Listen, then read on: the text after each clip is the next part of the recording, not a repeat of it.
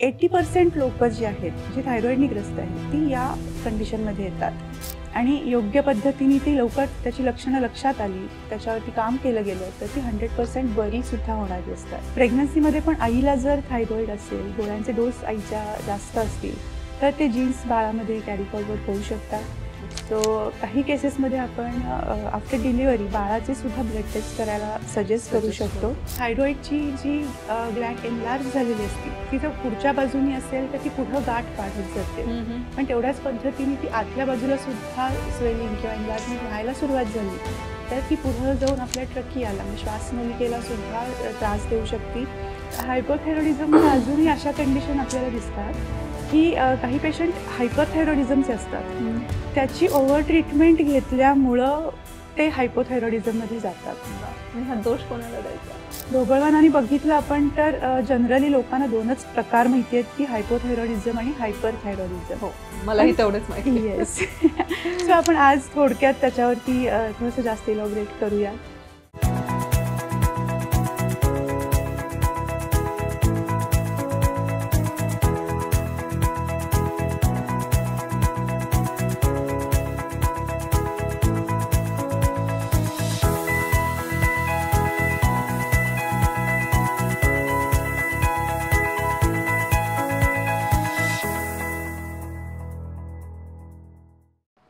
चरक संहितेमध्ये सांगितलंय कोणताही आजार हा अचानक होत नसतो, होतच नाही. खरं तर तो प्रत्येक वेळेस आपल्याला कधी ना कधी कुठली तरी लक्षणं दाखवत असतो, काहीतरी कारणं दाखवत असतो, पण आपण माणूस म्हणून त्याकडे सर्रास दुर्लक्ष करत असतो. बरोबर आहे ना? आता ह्या एपिसोडमध्ये आपल्याला तेच बघायचं आहे की आपल्याला किती गांभीर्याने या सगळ्या गोष्टींकडे बघायचं आहे. नमस्कार, मी संपदा हुद्देदार. थायरो संवाद ह्या आपल्या थायरॉइडवरील पहिल्या मराठी पॉडकास्टमध्ये तुमचं खूप खूप स्वागत. मागच्या एपिसोडमध्ये आपण बघितलं आहे थायरॉइड म्हणजे नेमकं काय, त्याचा रोल, त्याचं महत्त्व काय आपल्या शरीरामध्ये. तुम्ही जर एपिसोड आमचा बघितला असेल तर तुमच्या लक्षातच आलं असेल की हा थायरॉइड ह्या ग्रंथीला आपण किती महत्त्व देणं गरजेचं आहे.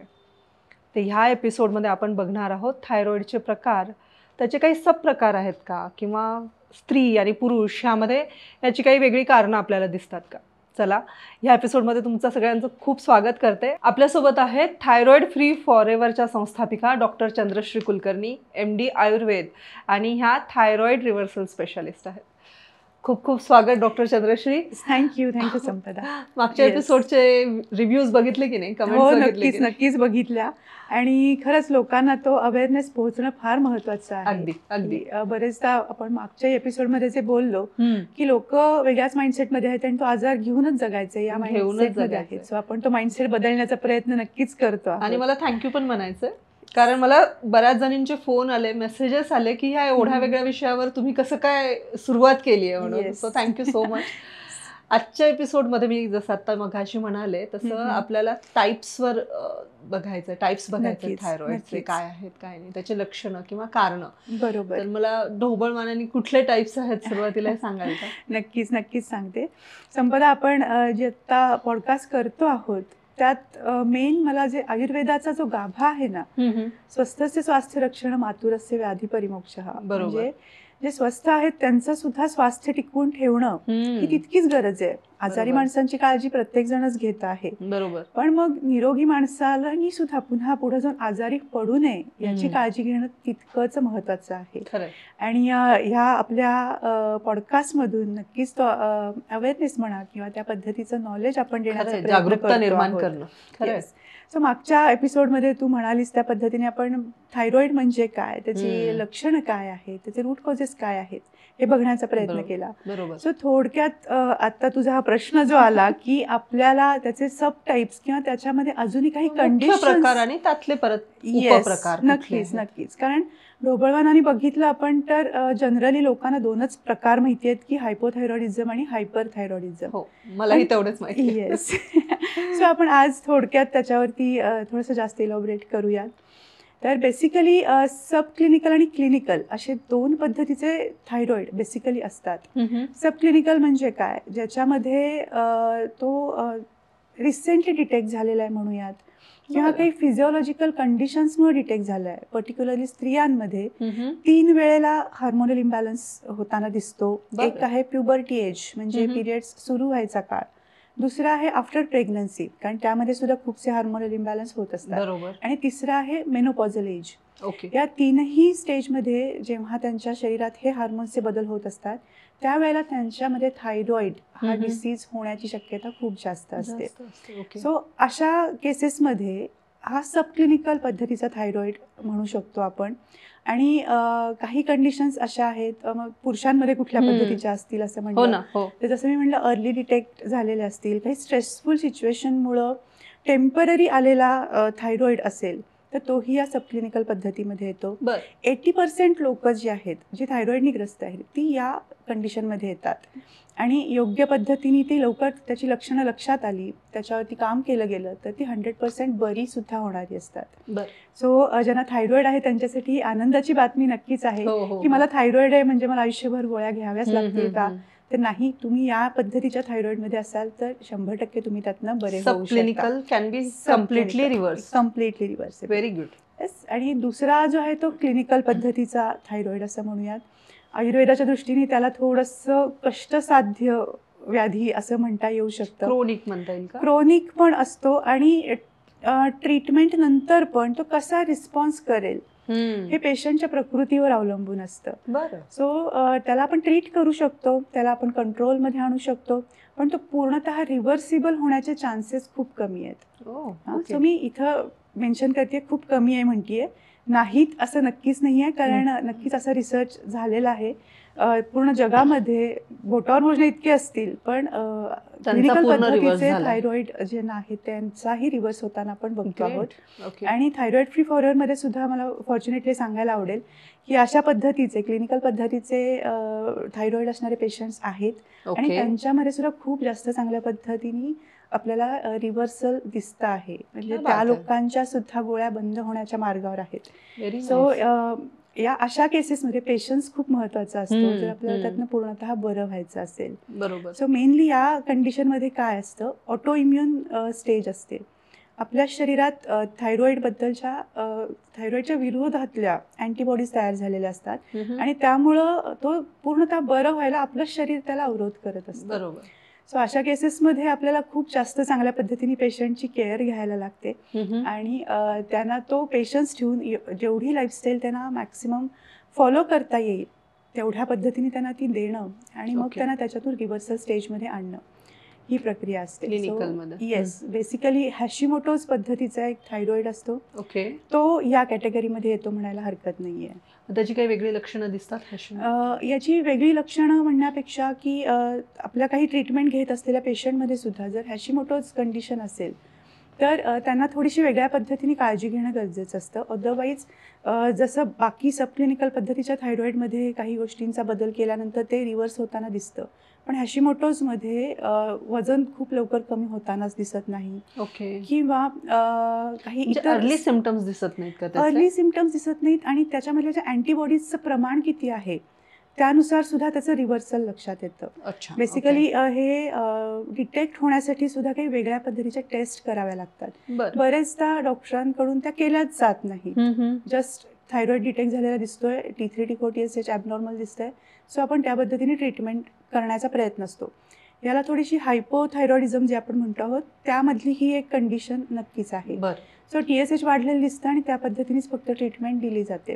पण त्या केसमध्ये मग सिम्पटमॅटिक रिव्हर्सल मिळत नाही, गोळ्यांचे डोस वाढत जातात आणि जेव्हा आपण त्याच्यासाठी टेस्ट करतो त्या वेगळ्या टेस्ट आहेत अँटी TPO आणि ATG म्हणजे अँटी थायरोपरऑक्सिडेज आणि अँटी थायरोपरग्लोब्युलिन. या 2 वेगळ्या टेस्ट आहेत हे डिटेक्ट होण्यासाठी की तुम्ही कुठल्या टाईपमध्ये आहात. पण मला असं म्हणायचं आहे doctor, I am sorry to interrupt right नाव, की त्याचे पर्टिक्युलर जर सिम्पटम्स लगेच दिसतच नसतील तर मग लवकर डिटेक्ट कसा होणार? तोच मेन प्रश्न असतो की हॅशिमोटोज पहिले लवकर डिटेक्टच होत नाही आणि डिटेक्ट झाल्यानंतर त्याच्या अँटीबॉडीज जर आपल्या शरीरामध्ये खूप जास्त वाढल्या असतील, जसं मी टेस्ट आपण अँटी TPO जे मी म्हणाले त्याची लेवल बिलो 35 लागते. आपल्याकडे कित्येक पेशंट असे आहेत जेव्हा आपण टेस्ट करतो त्या टेस्ट 1000पेक्षा जास्त आहेत. त्या लेवल्स ज्या आहेत त्या इतक्या जास्त लेवलपर्यंत वाढलेल्या असतात, पेशंटला ती माहितीच नसते की आपण या पद्धतीच्या थायरॉईडमध्ये आहोत आणि आपल्याला काही वेगळ्या पद्धतीची ट्रीटमेंट घेणं गरजेचं आहे. दुर्दैव आहे हे दुर्दैव आहे. पण काही कंडिशन अशा आहेत की ज्या वेळेला तुम्ही ट्रीटमेंट घेताय तुम्हाला त्याच्यामध्ये काहीच इम्प्रूव्हमेंट दिसत नाही आहे, तुम्ही बरे होताना दिसत नाही, सिम्पटमॅटिक रिव्हर्सल तुम्हाला दिसत नाही आहे. सो अशा केसेसमध्ये तुम्ही ही टेस्ट करून घेणं महत्त्वाचं असतं.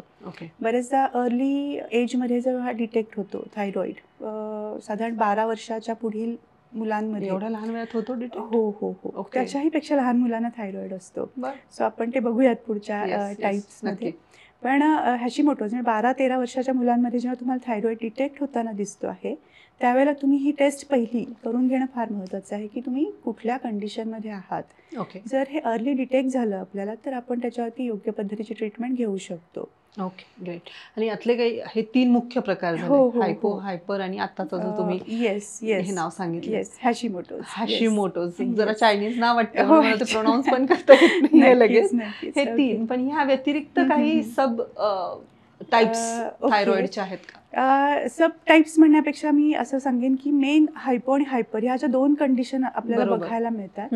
सो हायपो मधल्याच काही कंडिशनचा आपण आधी चर्चा करूया. बिलकुल बिलकुल. हॅशिमोटोज हा त्यातलाच एक प्रकार. एक प्रकारचा हायपोथायरॉइडिझम असतो, त्याच्यामध्ये TSH लेवल्सच डिस्टर्ब असतात. प्लस ऑटोइम्युन कंडिशन असल्यामुळे शरीरातल्या त्या अँटीबॉडीज वाढलेल्या असतात.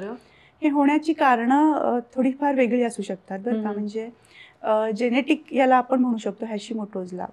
पेरेंट्सना किंवा त्यांच्या फॅमिली मेंबर्समध्ये कोणाला ऑटो इम्युन डिसिजेस असतील, टाईप 1 डायबिटीज किंवा काही क्रोनिक इलनेस त्यांच्यामध्ये असेल तर ते जीन्स कॅरी फॉरवर्ड होऊ शकतात आणि मुलांमध्ये सुद्धा हा डिटेक्ट होताना महत्त्वाचा मुद्दा आहे खरं. मी कधीच विचार केला नव्हता हा जेनेटिकल पण असू शकतो म्हणून. येस, नक्कीच. ओके. सो आणि म्हणूनच तुम्ही क्रिटिकल पण होतो कारण जन्मताच ते जीन्स तुमच्या शरीरात आलेले असतात.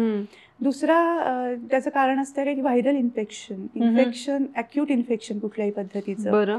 मे बी आता करोनाच्या काळात आपण पाहिलं, ज्यांना करोना होऊन गेला त्याच्यानंतर खूपशा लोकांना थायरॉइड किंवा BP किंवा शुगर ही डिटेक्ट होताना दिसली आपल्याला. सो जर इन्फेक्शन जे आपल्याला शरीरामध्ये घडतं त्याच्यामुळे सुद्धा त्या अँटीबॉडीज आपल्या शरीरात तयार होतात.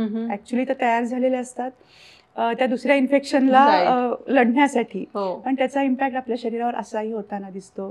काही पद्धतीचे मेडिसिन्स जर आपण लॉंग टर्म घेत असू तर त्याहीमुळं अशा अँटीबॉडीज आपल्या शरीरात येतात. जसं की काही मेंटल डिसऑर्डर म्हणा किंवा सायकॅट्रिक काही ट्रीटमेंट आपण घेत असू किंवा एखाद्या पर्टिक्युलर आजाराची लॉंग टर्म ट्रीटमेंट आपण घेत असू किंवा हार्ट रिलेटेड रिदमिक काही वेळेला पल्स रेट असतो, अरिदमिया म्हणतो त्याला आपण. तर त्या केसेसमध्ये जर आपण लॉंग टर्म काही मेडिसिन्स घेत असू तर त्यामुळे सुद्धा हॅशिमोटोज होण्याची शक्यता खूप जास्त असते.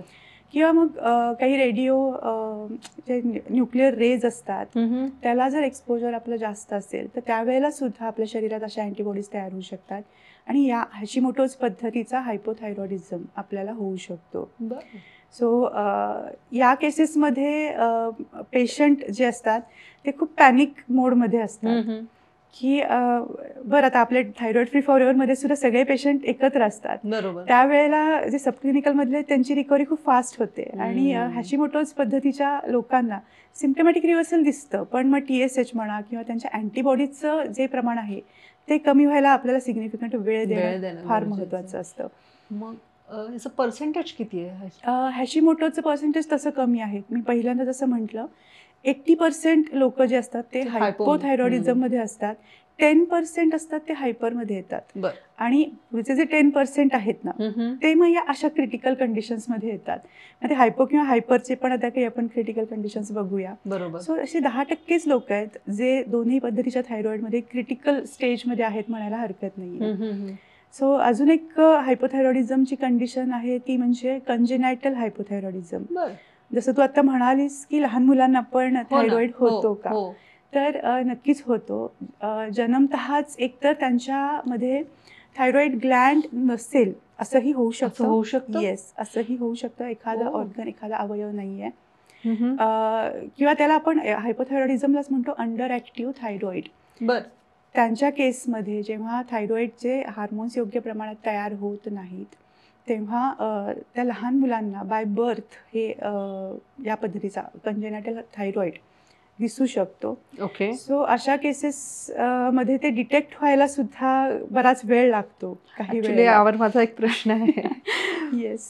प्रेग्नन्सी मध्ये काही टेस्ट केल्या जातात डॉक्टर बऱ्याचशा, अनॉमली टेस्ट किंवा हे की येणाऱ्या बाळाला काही आजार तर नाही येत ना, मग हे डिटेक्ट होत नाही का? थायरॉइडचं त्याच्यामध्ये डिटेक्ट नाही होत. का बरं होत नाही? कंजेनायटल अनॉमलीज मध्ये काही फिजिकल डिफॉर्मिटी असेल तर ती मेनली कळते. हार्टला काही प्रॉब्लेम आहे, बरोबर, बीट्स नीट नाही आहेत किंवा होल आहे, ऑर्गन मध्ये काही प्रॉब्लेम आहे, सो त्या केसेस आपण नक्कीच बघू शकतो.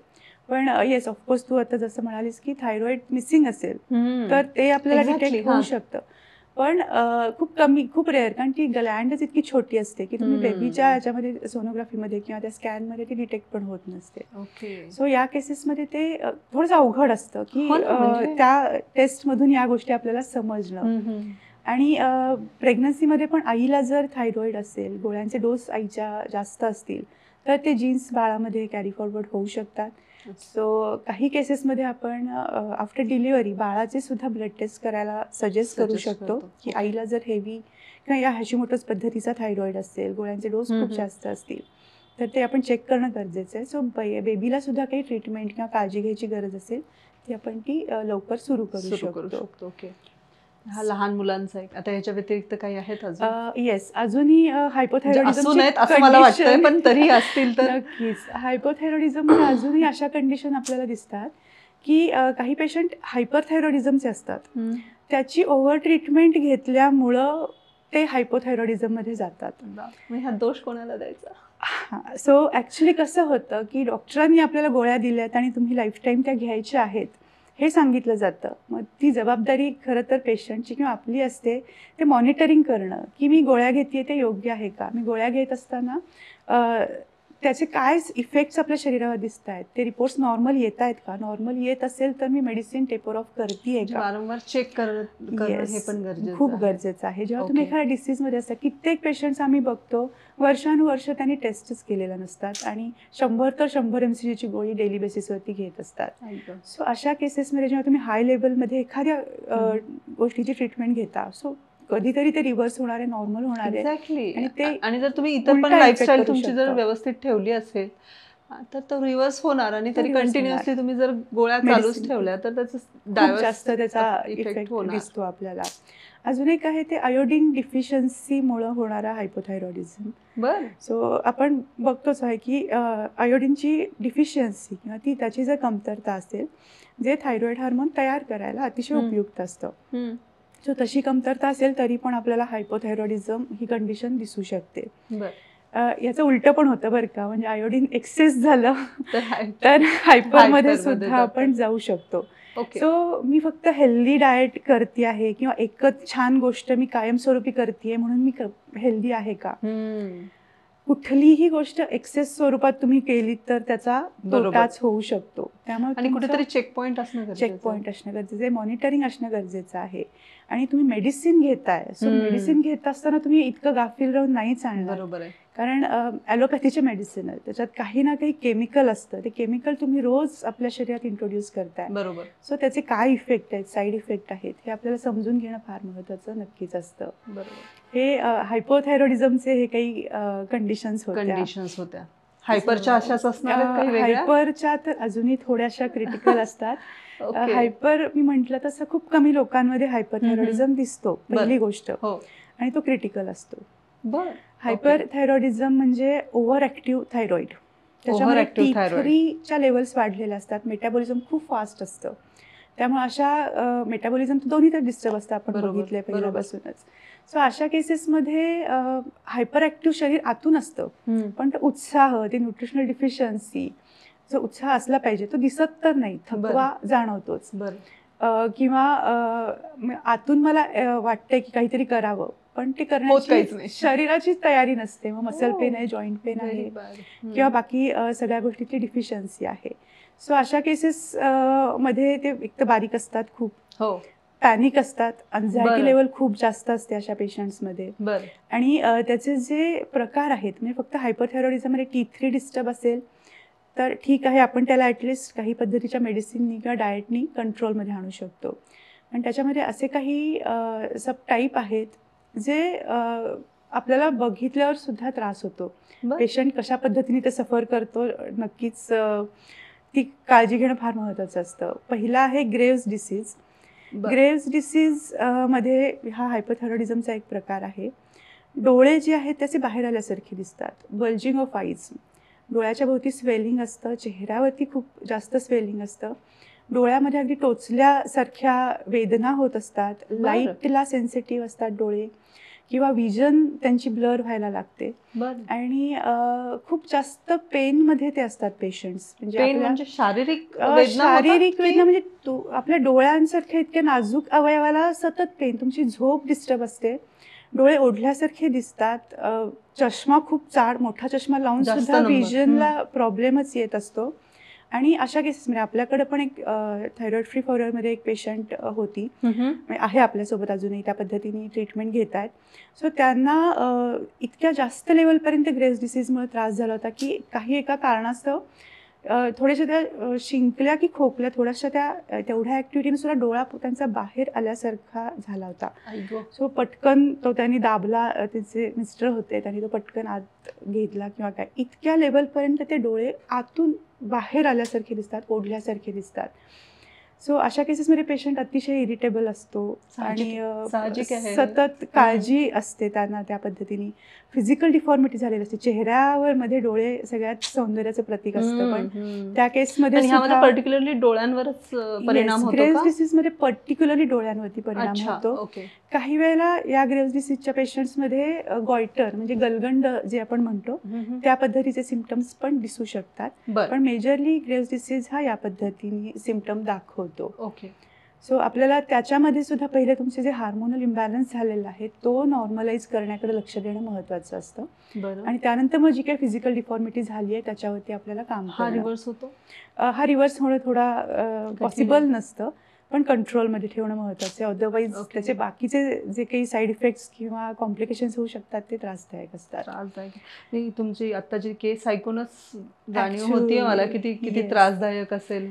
सो आपल्याकडे ती पेशंट आली त्याच्या आधी हा इन्सिडन्स तिच्याकडे झाला होता. त्यानंतर टचवूड तिला या पद्धतीचा त्रास झालेला नाहीये, तिचे रिपोर्ट सुद्धा आता नॉर्मल यायला सुरुवात झाली आहे. सो फिजिकल जे काही डिफॉर्मिटी आहे तीही हळूहळू कंट्रोलमध्ये येईल अशी इच्छा नक्कीच आहे.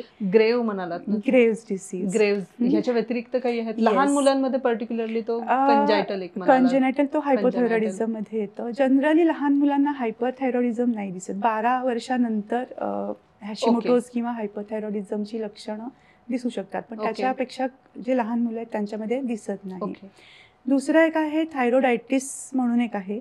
आयटिस म्हणजे कुठल्याही याच्यात आयटिस आलं की ते इन्फ्लमेशन असं म्हणू शकतो आपण. मग टॉन्सिलायटिस म्हणतात किंवा अपेंडिसायटिस म्हणतात. आयटिस जिथे आहे तर तिथं इन्फ्लमेशन, स्वेलिंग अशा पद्धतीचं असतं. सो याला सुद्धा हायपर ॲक्टिव्ह थायरॉइडमुळेच या गोष्टी होतात.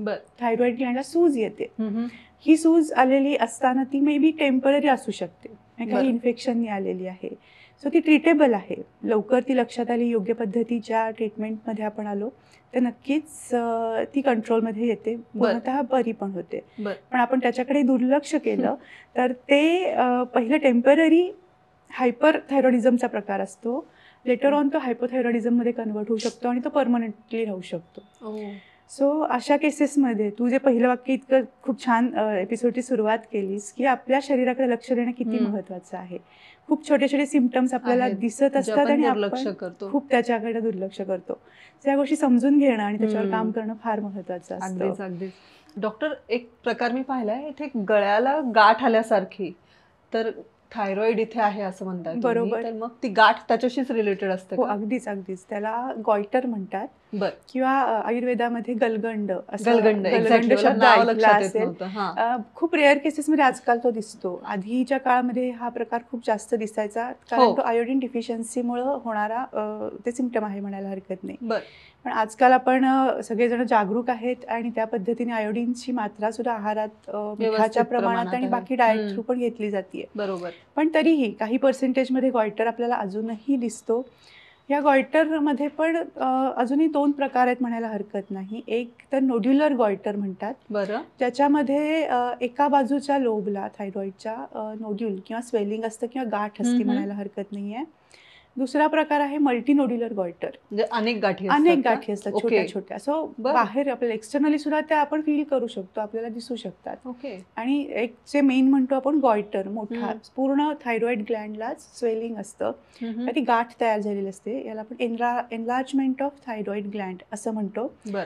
याला मेन कारण असं असतं की आपल्या शरीरात आपण रूट कॉजेस पाहिले की हे थायरॉईड होण्याची लक्षणं किंवा कारण काय आहेत. बरोबर. सो त्या कारणांमुळं जेव्हा आपल्या शरीरात थायरॉईड योग्य प्रमाणात तयार होत नसतं, त्यावेळेला शरीराकडून एक प्रतिक्षिप्त क्रिया म्हणून हे सिम्पटम दिसायला लागतं की थायरॉईड योग्य पद्धतीने प्रोड्यूस होत नाही आहेत हार्मोन्स. बरोबर. तर ग्लँडचा साईज वाढवला जातो आणि त्या थ्रू ते हार्मोन्स प्रोड्यूस करता येत आहेत का, अशा पद्धतीने शरीरानं ती दिलेली एक रिॲक्शन असते. आणि मग ते खरं तर फिजिकली आपण जेव्हा बघतो तेव्हा ते खूप मोठं दिसतं, ते वाढत जाऊ शकतं. आणि ते एकंदरीतच आपल्याला फिमेलना जनरली प्रचंड त्रासदायक असतं. फिजिओलॉजिकली आपण जेव्हा एखाद्या स्त्रीला बघतो त्यावेळेला तिच्या ते सौंदर्याची डेफिनेशनच बदलते जेव्हा अशा पद्धतीच्या गाठी तिच्या मानेवरती दिसतात. दुसरं अन्ननलिका किंवा श्वसन नलिका यावर काही परिणाम होतो का? ह्याचा परिणाम होऊ शकतो. कारण थायरॉईडची जी ग्लँड एनलार्ज झालेली असती ती जर पुढच्या बाजूनी असेल तर ती पुढं गाठ वाढत जाते. पण तेवढ्याच पद्धतीने ती आतल्या बाजूला सुद्धा स्वेलिंग किंवा एनलार्जमेंट व्हायला सुरुवात झाली तर ती पुढं जाऊन आपल्या ट्रकियाला म्हणजे श्वासनलिकेला सुद्धा त्रास देऊ शकते.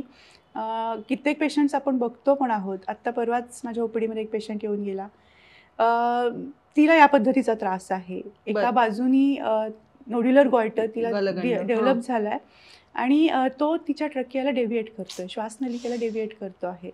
सो अशा केसेसमध्ये मग हे रिव्हर्सल पॉसिबल आहे का किंवा मी ऑपरेशन टाळू शकतो का, अशा प्रश्न घेऊन पेशंट माझ्याकडे येतात.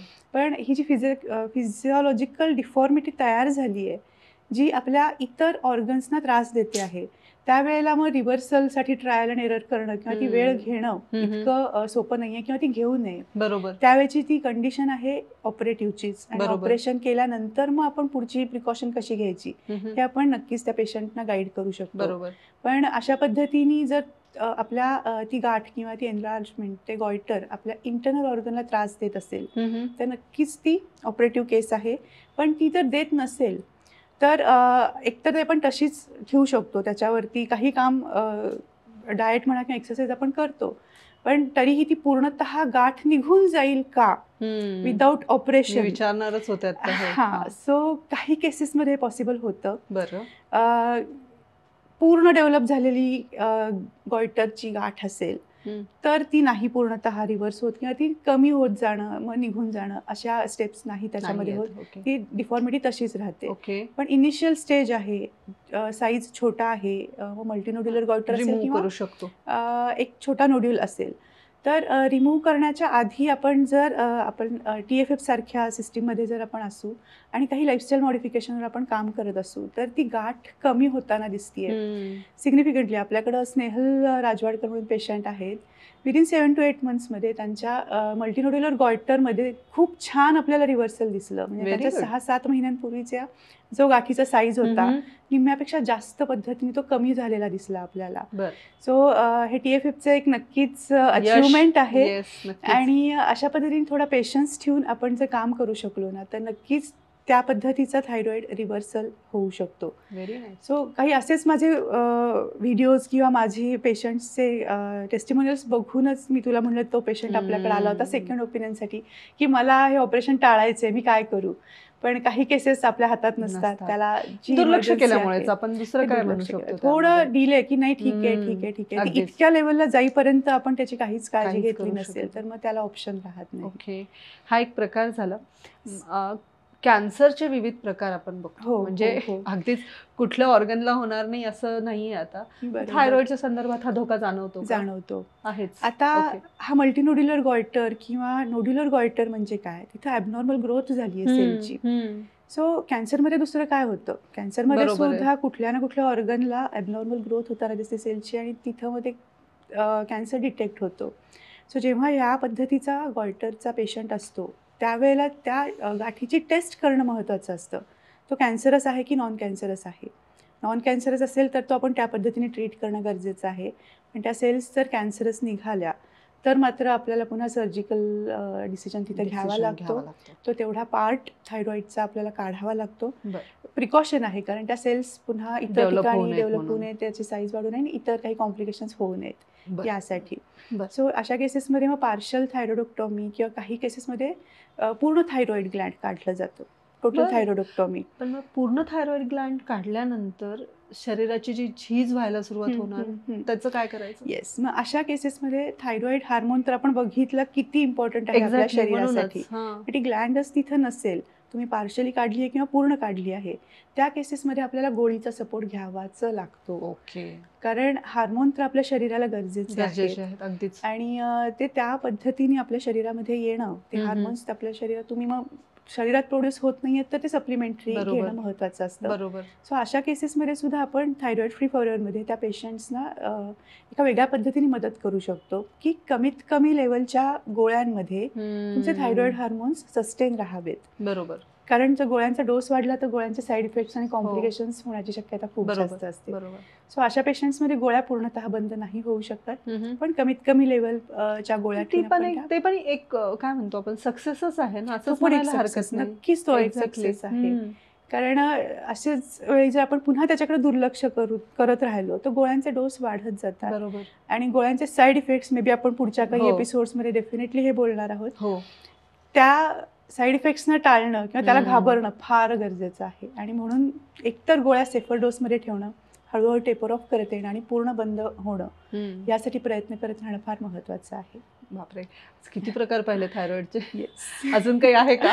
नाही. येस, हे अगदी आपल्याला दिसणारे नक्कीच आहेत. एक शेवटचा प्रश्न माझ्याकडनं हा आहे की टेम्पररी आणि क्रोनिक थायरॉइड यामध्ये काय फरक आहे? ओके, टेम्पररी थायरॉइड मी आता मगाशी जसं म्हणलं की काही सिच्युएशनल गोष्टींमध्ये तुमचे TSH लेवल वाढलेलं आहे तर त्याला आपण टेम्पररी थायरॉइड किंवा हायपोथायरॉइड पर्टिक्युलर असं म्हणायला हरकत नसते. कारण त्यावेळच्या तुमच्या स्ट्रेसफुल सिच्युएशनमुळं, फिजिओलॉजिकल चेंजेसमुळे तुम्हाला तो डिटेक्ट झालेला आहे. तुम्ही अगदी वेळेत त्याची काळजी घेतली तर नक्कीच तो रिव्हर्सेबल आहे. आणि हे इथे मी माझंच उदाहरण देईन. मला स्वतःला काही सिम्पटम्स दिसले होते आफ्टर सेकंड प्रेग्नन्सी. माझे वजन वाढायला लागलेलं होतं, पिरियड्स रेग्युलर झालेले होते आणि त्या केसमध्ये मी थोडंसं नॅचरल वेनी आपण DFFमध्ये काम करत होतो.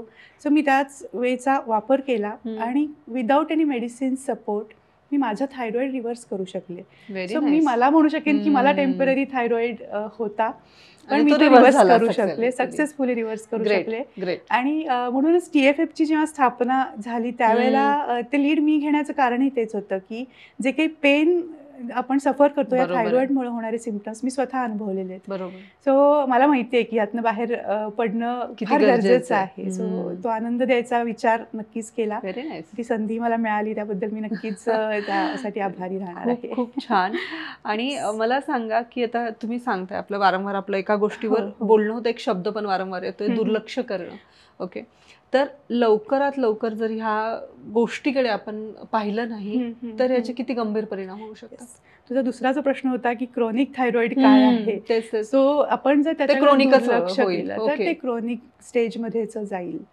कारण स्वाभाविक गोष्ट आहे, एक छोटंसं काहीतरी रोप आहे किंवा छोटीशी काहीतरी जखम आहे, रोप म्हणत नाही मी, याला आजाराला मी जखमेचं उदाहरण देऊ इच्छिते. त्याच्याकडे आपण दुर्लक्ष केलं, लक्ष नाही दिलं तर ती वाढतच जाणार आहे. ती छोटी आहे तोपर्यंतच तिला आपण मुळापासून दूर करू शकलो तर नक्कीच ते स्वतःच्या शरीरासाठी एक मोठं ब्लेसिंग आपण मिळवतो आहोत असं म्हणायला हरकत नाहीये. येस, बरोबर. खूप खूप धन्यवाद. आजचा एपिसोड आय ओपनर होता. कारण नुसतंच थायरॉइड म्हणलं की चला थायरॉइडच्या गोळ्या घेते, किंवा आपल्या मैत्रिणींमध्ये पण चर्चा होतात वजन वाढले का थायरॉइड करून घे. पण थायरॉइडमध्ये पण हे प्रकार, त्यातलेही उपप्रकार, त्याची लक्षणं, त्याची कारणं आणि त्याचे परिणाम, हे आज सगळं आपण डिस्कस केलं. त्यासाठी खूप खूप धन्यवाद. थँक्यू. आजचा एपिसोड खरोखर जसं मी म्हणाले तसा आय ओपनर होता. आपल्या सुरुवातच मी आज अशी केली होती की शरीराकडे लक्ष द्या, आणि ह्या सगळ्या गोष्टी अत्यंत महत्त्वाच्या आहेत. स्वतःवर प्रेम करायला लागा, तर आपण सगळ्यांना आनंदात ठेवू शकू. आमचा आजचा एपिसोड कसा वाटला हे आमच्या यूट्यूब चॅनललाच म्हणजेच doctor Chandrashree Kulkarni thyroid free forever ह्या आमच्या एपिसोडच्या खाली कमेंट्समध्ये नक्की कळवा आणि आमचं चॅनल सबस्क्राईब करायला विसरू नका. खूप खूप धन्यवाद.